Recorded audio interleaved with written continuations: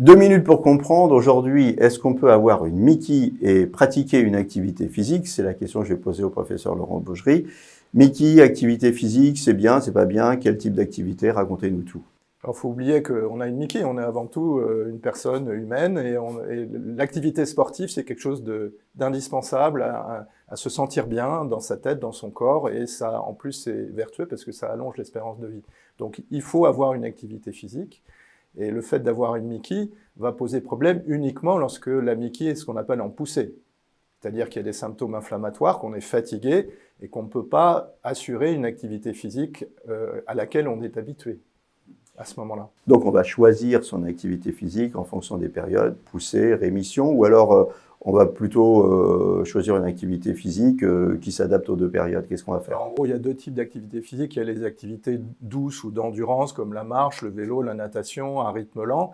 Et puis il y a des activités plus soutenues, ce qu'on appelle en résistance, l'haltérophilie, le squash, même le tennis, on va dire.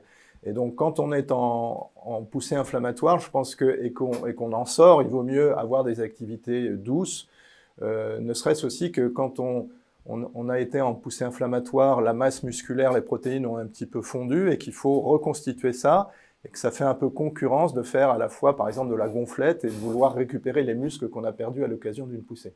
Ça aide à lutter contre la maladie?